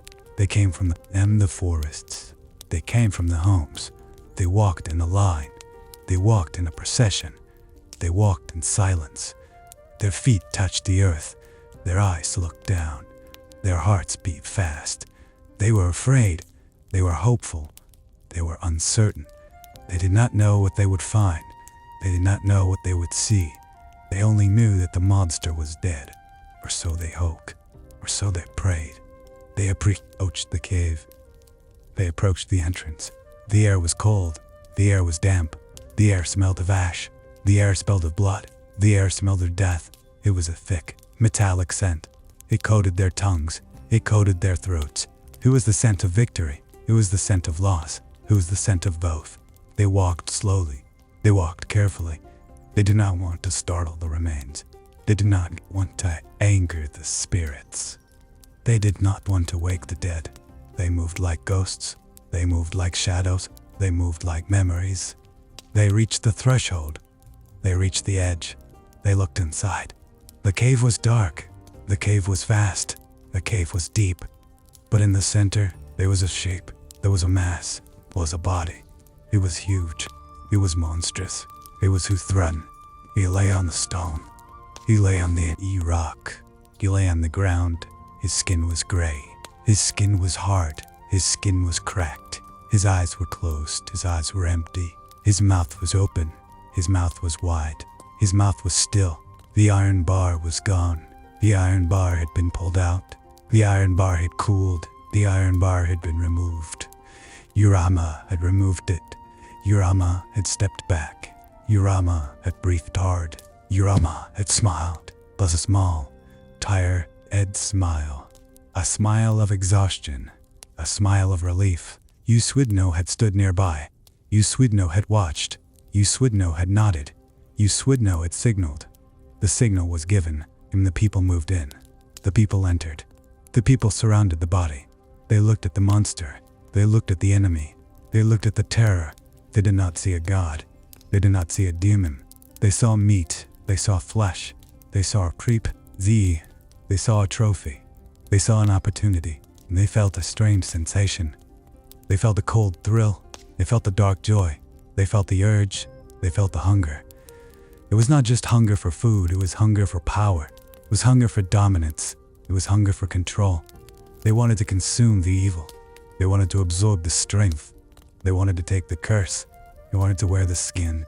They wanted to be the masters. They wanted to be the kings. They looked at each other. They looked at the body. They looked at the sky. They waited for guidance. They waited for wisdom. They waited for a leader. The elders gathered. The elders convened. The elders debated. They spoke in whispers. They spoke in low tones. They spoke in hushed voices. They did not want to offend the spirits. They did not want to insult the ancestors. They did not want to invite bad luck. They discussed the body. They discussed the flesh. They discussed the bones. They discussed the blood. One elder spoke first. He was old. He was wise. He was scarred. He had seen many wars. He had seen many deaths. He had seen many curses. He said, "We must burn it. We must burn it all. We must turn it to ash. We must scatter the ash. We must wash the blood. We must clean the land." Another elder shook his head. He was strong. He was practical. He was hungry. He said, "No, we must eat it. We must eat the meat. We must take the power. We must become stronger. We must become like him. We must become the hunters." The first elder frowned. The first elder hesitated. The first elder feared. The second elder smiled. The second elder knew. The second elder was right. The people murmured. The people agreed. The people wanted the power. The people wanted the gold. The people wanted the control. The decision was made. The decision was final. The body would be eaten. The body would be divided. The body would be shared. The people cheered. The people shouted. The people danced. The people celebrated. The drums beat again. The drums were joyful. The drums were loud. The celebration began. And the feast began. The ritual began. The transformation began. They dragged the body.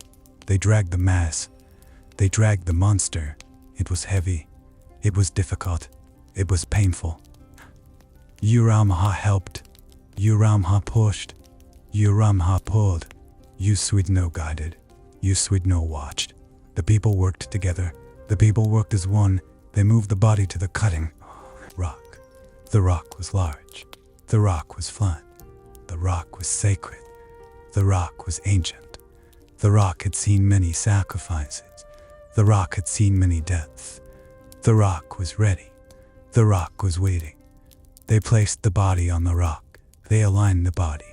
They prepared the knives. They prepared the blades. They prepared the axes. They prepared the tools. The people stood in a circle. The people stood in a ring. The people stood in a formation. The east stood on one side. The west stood on the other side. The plains stood on the left. The hills stood on the right. The division was clear. The division was strict. The division was traditional. The elders presided. The elders watched. The elders judged. The cutting began. The knives sliced. The blades cut. The axes chopped. The sound was wet. The sound was wet as heavy. The sound was rhythmic. The smell was strong. The smell was copper. The smell was iron. The smell was blood. The blood flowed. The blood soaked the rock. The blood soaked the earth. The blood soaked the hearts. The people watched. The people waited. The division was precise. The division was fair. The plains people took the front. The plains people took the legs. The plains people took the tail. The hills people took the back. The hills people took the wings. The hills people took the head. The head was given to the hills. The head was given to the west. The head was the prize. The head was the power. The head was the curse. The hills people took the head. The hills people carried it away. The plains people took the rest. The plains people carried it away. The vision was complete. The division was devious. 1. The people left the rock. The people left the site. The people went to their homes. The people went to their fires. The people went to their tables. The feast was ready. The feast was set. The fire was lit. Fire was bright. The fire was warm. The fire was orange. The fire was red. The fire was hot. The fire crackled. The fire popped. The fire danced. The meat was placed on the grills. The meat was placed on a the spits. The meat was placed on the stones. The meat sizzled. The meat smoked. The meat cooked. The smell was rich. The smell was savory. The smell was tempting. The smell was dangerous. The people gathered around the fires. The people sat on the ground. The people sat on the logs. The people sat on the rocks.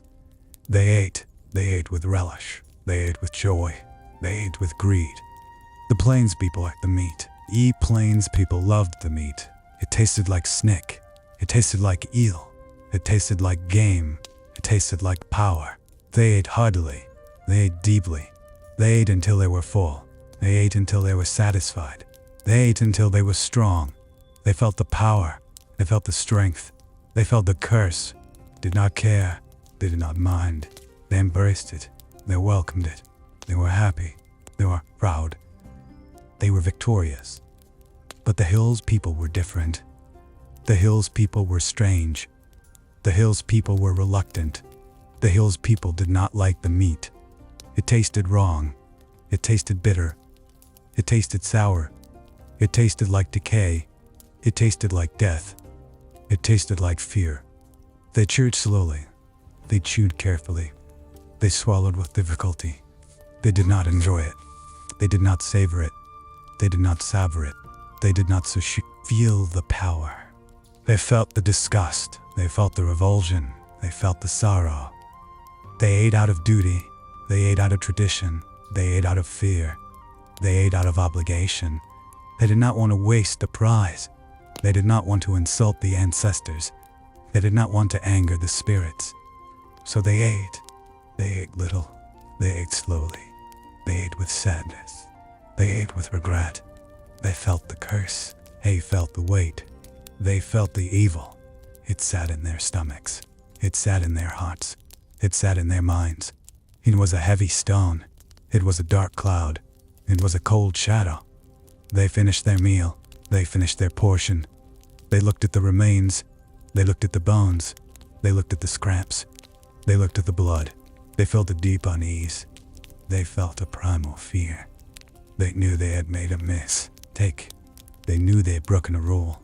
They knew they had invited the evil in, but it was too late. The meat was eaten. The blood was spilled. The curse was accepted. They could not undo it. They could not reverse it. They could only hide it. They could only bury it. They could only burn it. They decided to burn the rest. They decided to destroy the remains. They decided to cleanse the land. They gathered the leftovers. They gathered the bones. They gathered the scraps. They gathered the blood. They piled it high. They piled it on the rock. They piled it on the fire. They lit the fire. They lit the great pyre. The fire roared. The fire blazed. The fire burned. The flames were tall. The flames were bright. The flames were white. The flames were orange. The flames were yellow. The smoke rose. The smoke drifted. The smoke covered the mountain. The smoke covered the valley. The smoke covered the people. The smoke covered the earth. The people watched the fire. The people watched the smoke. The people watched the ashes. They waited for the fire to die. They waited for the smoke to clear. They waited for the ash to cool. They waited for the end. They hoped for the end. They believed in the end. They believed in the victor. They believed in the safety. They believed in the peace. They were wrong. They were foolish. They were blind. The fire burned low. The fire burned out. The smoke cleared. The ash cooled. The people left the site. The people went to their homes. The people went to their beds. The people went to their dreams. They slept. They slept deeply. They slept peacefully. They slept without fear. They slept without worry. I slept without nightmares. They were safe. They were secure. They were happy. They were wrong. The morning light did not break gently over the village of U Thlen. It did not trickle through the leaves or dance across the water in soft golden ribbons. Instead, the sun rose with a harsh, bleaching intensity, stripping the color from the world and leaving it pale and exposed. The mist that had clung to the valley floor all night began to lift, revealing a landscape that looked different than it had the day before. The grass, usually a vibrant, resilient green, was tinged with a strange ashen gray. The trees, ancient and gnarled, stood silent and still, their branches bare of the usual chirping birds. There was no song in the air. There was no rustle of small creatures in the underbrush. There was only a heavy, suffocating silence, sea that pressed against the eardrums of every living soul in the settlement. It was a silence that felt intentional, as if the world itself was holding its breath, waiting for something terrible to happen. U Ramha was the first to notice the change. He had woken not with the usual grogginess of deep sleep, but with a sudden, jarring clarity. His eyes had snapped open in the darkness of his hut, his heart hammering up against his ribs like a trapped bird. He had not dreamed. He had not seen the monster. He had seen nothing, and yet he felt a profound sense of rawness, a dissonance in his bones that told him the world had shifted. He sat up on his rough woven mat, his hands trembling slightly. The air in his hut was cold, colder than it should have been for the season. He could see his own breath, a thin, white wisp that curled in the air before vanishing. He pulled his fur cloak tighter around his shoulders and stepped out of his dwelling. The wooden door creaked on its hinges, a sound that seemed deafening in the quiet morning. He looked out toward the center of the village, where the great fire pit usually smoldered with the day's first cooking fires. It was cold. The ashes were cold to the touch, as if the fire had never been lit. Nests surrounding the pit were cracked, not from heat, but from some other force, as if they'd been frozen and shattered. U Ramha walked toward the square, his bare feet silent on the packed earth. He passed other huts. Doors were opening. Faces were appearing, pale and confused. No one spoke. No one greeted the morning. They simply looked at each other with wide, uncertain eyes, waiting for someone else to make the press of tension. First move. U Ramha felt a chill run down his spine that had nothing to do with the temperature. He knew, with a certainty that terrified him, that the peace they had slept in was a lie. The victory they had celebrated was a mask. And now, the mask was slipping. U Thlen was not far behind. She had felt the rawness too, but her reaction was different. Where U Ramha had felt fear, U Thlen felt anger. She had been a hunter before the elders took her role as a keeper of stories. And she still carried the instinct to protect. She had woken to the sound of scratching. Not the gentle scratch of a cat or the rustle of a mouse, but the harsh, grinding sound of claws on wood. It had come from the outside of her hut. She had grabbed her spear, the one she had not touched in years, and stood by the door, listening. The scratching had stopped. The silence had returned. But the air outside smelled different. It smelled of ozone and rot, a sharp, acidic scent that made her eyes water. She stepped out, her spear held low but ready. She saw U Ramha standing in the center of the square, looking up at the sky. She joined him, her eyes scanning the rooftops, the tree lines, the shadows of the huts. She saw nothing, but she felt the weight of beating her chest. It was a physical pressure, a gaze that lingered on her skin like a cold finger. She tightened her grip on the spear shaft. "It is not over," she whispered, her voice rough from disuse. U Ramha turned to look at her, his face pale. "What is not over?" he asked. U Thlen did not answer. She pointed to the ground near the fire pit. There in the gray ash were marks, not animal tracks, not human footprints. The eye were long, jagged scratches, as if something large and heavy had been dragged through the soot. And they were fresh. The edges of the scratches were sharp, not worn by wind or time. They led away from the fire pit, toward the edge of the village, toward the tree line. U Ramha looked at the tracks, and then he looked at U Thlen. "We left the body there," he said, his voice barely audible. "We left the pieces of hut, the monster there."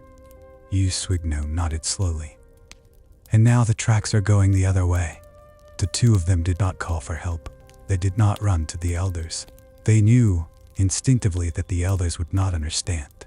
They knew that the elders were still sleeping, still dreaming of the safety they had fabricated.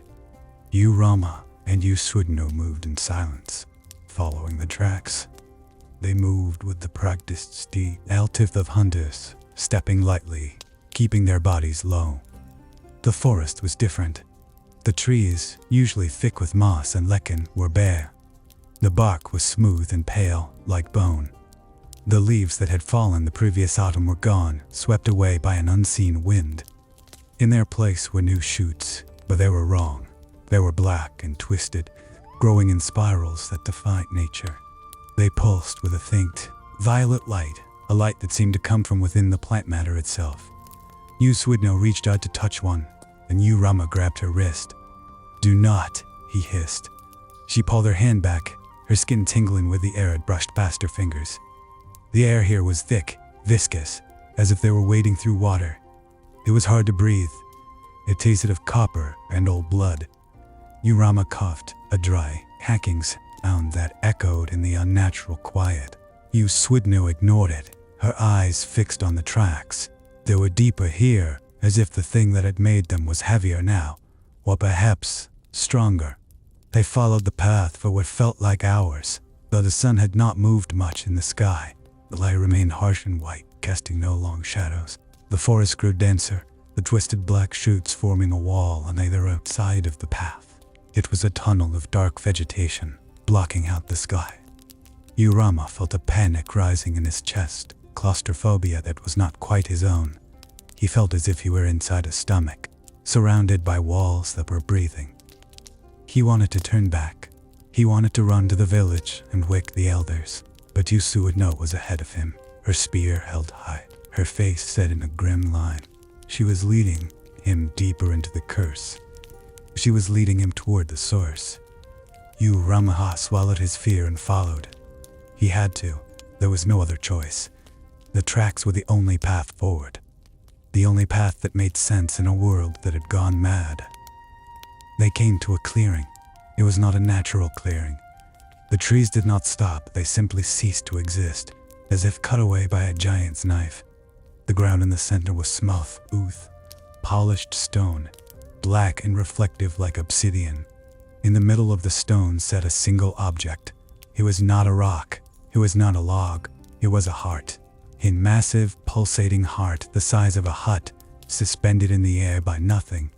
It hung there, defying gravity, rotating slowly. It was red, but not the red of fresh blood. It was the red of dried, ancient blood, dark and crusty in places, yet glistening with a fresh, wet sheen in others.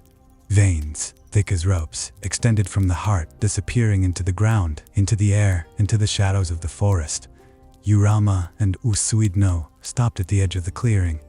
They did not speak. They could not. Their voices had failed them. They just stared at the heart. It was beautiful. It was horrifying. It was the monster, not the corpse they had dragged to the fire, not the pieces they had cooked and eaten. This was the source. This was the thing that had been inside the monster all along, and it was still alive. U Thlen lowered her spear, her hand shaking. "Ate the shell," she whispered. "We ate the meat, but we left the soul." U Rama nodded, tears streaming down his face. He did not know why he was crying. He did not know if it was from grief or from terror. He just knew that each heart was watching them. It was not looking at them with eyes, for it had no eyes, but it was aware, it was conscious, and it was hungry. The heart pulsed, and a wave of nausea rolled through U Rama's body. He fell to his knees, vomiting onto the black stone. U Thlen did not look away. She watched the heart, her eyes wide and unblinking. She saw the veins throb. She saw the blood pump through them, flowing up, hard, defying gravity, flowing into the sky, and she saw the blood turn into mist. The mist drifted away, carried by the wind, back toward the village, back toward the huts, back toward the sleeping elders. U Thlen stood up, her legs weak but holding. She looked at U Rama, who was wiping his mouth with the back of his hand. "We must go back," she said. "We must warn them." U Rama shook his head. "It is too late," he said. "They are already infected." U Thlen frowned. "What do you mean?" U Rama pointed to the mist. "The heart is sending it back. It is sending the curse back. To the people. To the blood." U Thlen felt a cold dread settle in her stomach. "How?" she asked. U Rama did not answer. He just looked at her, and in his eyes, she saw the truth.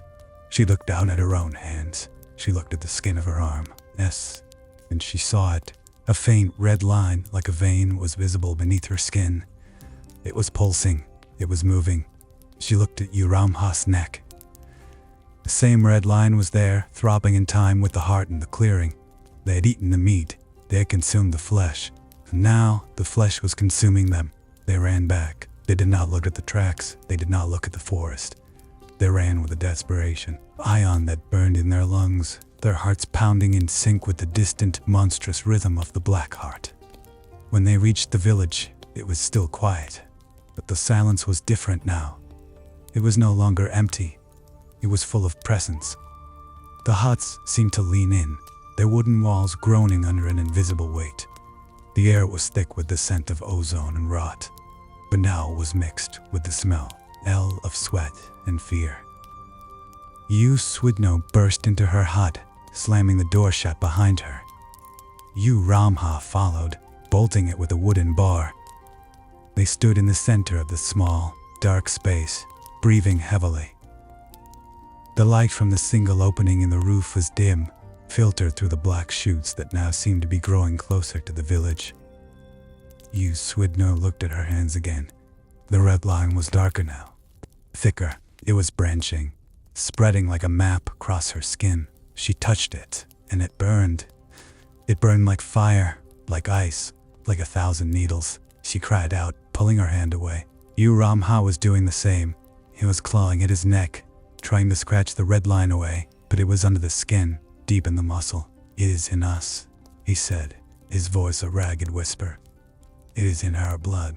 U Thlen nodded, her eyes wide with horror. She looked around her hut, at the simple tools, the woven mats, the dried herbs hanging from the rafters. Everything looked alien. Everything looked like a trap. She realized, with a sudden, sharp clarity, that the village was not a home. It was a feeding ground, and they were the meal. The elders had thought they could control the monster. They had thought they could divide it, cook it, and make it part of them. They had thought they could take the gold and leave the blood, but the blood was the gold. The blood was the power, and now the power was inside them. U Thlen walked to the door and pulled back the bolt. Uramha grabbed her arm. "Where are you going?" he asked. U Thlen looked at him, her eyes filled with a strange, cold resolve. "To the elders," she said. "They must know. They must try to stop it." Uramha shook his head. "We'll not stop it," he said. "They are already gone." U Thlen frowned. "What do you mean?" Uramha pointed to the window. U Thlen looked out. The elders were in the square, but they were not sleeping. They were standing in a circle, facing each other. They were not moving. They were not speaking. They were just standing, their heads tilted back, their mouths open. And from their mouths, the black mist was flowing out. It was pouring from them, thick and heavy, swirling around their feet, rising up to their waists. U Thlen felt a chill run through her. "They are becoming part of it," she whispered. "They are becoming the roots." Uramha nodded. "We must leave," he said. "We must leave the village. We must leave the valley." U Thlen looked at the elders, at the black mist, at the red lines on her skin. She knew he was right, but she also knew that leaving was not enough. The curse was in them. It was in their blood. Wherever they went, it would go with them. They were carriers. They were seeds, and the forest was waiting to plant them. They left their huts. They left their possessions. They left their names, perhaps. They took only their spears, and even those felt heavy, useless against the Enes, my within. They walked out of the village square, past the frozen elders, past the black mist that swirled around their ankles like affectionate pets. No one stopped them. No one spoke to them. The elders were lost, their minds consumed by the heart's call. U Thlen and Uramha walked with their heads down, focusing on their steps, on the next stone, the next root, the next breath. The path up the mountain was steep and rocky. It was a path they had walked many times before, as children chasing goats, gathering herbs. But now, the path was different. The rocks were slick with a black slime that oozed from the cracks in the stone. The trees that lined the path were twisted, their branches reaching out like skeletal fingers trying to grab them. Uramha stumbled, his foot slipping on the slime. He caught himself on a tree, and the tree shuddered. A low, guttural sound came from the bark, a sound that vibrated in his teeth. He pulled his hand away, leaving a smear of black sap on his palm. The sap burned. It was the same burn as the red line on his skin. He looked at the sap, then at his hand, then at U Thlen. "It is everywhere," he said. U Thlen did not answer. She was looking at the sky. The sun was gone. The sky was a bruised purple, streaked with veins of black. The stars were not visible. Instead, there were eyes. Thousands of eyes, blinking in the darkness, watching them. U Thlen felt a scream building in her throat, but she swallowed it. Screaming would attract them. Screaming would feed them. She kept walking. U Thlen followed, his eyes fixed on the ground. The path grew narrower. The trees grew closer. The black slime grew thicker. I were climbing higher, away from the valley, away from the heart. But U Thlen knew that distance was an illusion. The heart was in their blood. The heart was in their minds. There was no escape, and there was only the journey. And the journey was leading them somewhere. Somewhere new, somewhere the curse could spread further. U Thlen looked back just once. The village was gone. It was covered in the black mist. An arcade cloud swirling around the base of the mountain. It looked like a wound in the earth, bleeding darkness. U Thlen looked forward at the path ahead. It wound up into the clouds, disappearing into the white. It was a path of no return. It was a path of no hope. But it was a path of survival. For now, they walked, they climbed, they endured. The red lines in their skin pulsed, a second heartbeat, a parasitic rhythm that matched the one in the valley. They were no longer just people. They were vessels. They were conduits. And the world was waiting to be filled. The path ended at a cave. It was not a natural cave. The entrance was too perfect. A smooth arch of black stone that seemed carved by hands. The waterfall that masked it was not water. It was a curtain of black liquid, falling silently, making no sound as it hit the pool below. U Thlen and U Thlen stepped through the curtain. The liquid was cold, colder than ice, and it clung to their skin, heavy and suffocating. They pushed through, emerging into the cave. It was vast, a cathedral of stone, illuminated by a faint blue light that came from the walls themselves. The walls were covered in crystals, jagged and sharp, pulsing with the same blue light. The air in the cave was clean. It was free of the rot. It was free of the ozone. It was just cold, dry, and silent. U Thlen slumped against the wall, sliding down until she was sitting on the floor. U Thlen did the same. They were exhausted. Their bodies ached with a deep, bone-weary pain that sleep could not fix. The red lines on their skin were throbbing now, a constant, dull ache that radiated from their cores. U Thlen looked at the crystal. Yes, they were beautiful. They were mesmerizing. She felt a pull toward them, a desire to touch them, to merge with them. She shook her head, fighting the urge. "Do not look at them," she whispered to U Thlen. U Thlen was already looking. His eyes were glazed, his pupils dilated. "They are singing," he said. U Thlen listened. She heard it too, a low humming sound vibrating in the stone, in the air, in their bones. It was a song of comfort, a song of surrender. It told them to let go, to stop fighting, to let the heart in. U Thlen closed her eyes. She focused on the pain in her skin. She focused on the memory of the village, of the elders, of the black mist. She used the pain to anchor herself. "We are not done," she said, her voice firm. "We are not finished." U Thlen blinked, the glaze fading from his eyes. He looked at her, confused. "What did we do?" he asked. U Thlen stood up. Her legs were weak, but they held. "We find the source," she said. "The heart is in the valley. But there is another source. There is always another source. The curse did not start with the monster. The monster was just a symptom. We must find the disease." U Thlen stood up too. He looked at the crystals, then at U Thlen. "How do we find it?" he asked. U Thlen pointed to the back of the cave. There was a tunnel, dark and narrow, leading deeper into the mountain. The blood calls to the blood, she said. The heart in the valley is calling to the heart in the stone. We must follow the call. We must go deeper. Urama looked at the tunnel. It was dark. It was dangerous. It was unknown. But it was the only path forward. He nodded.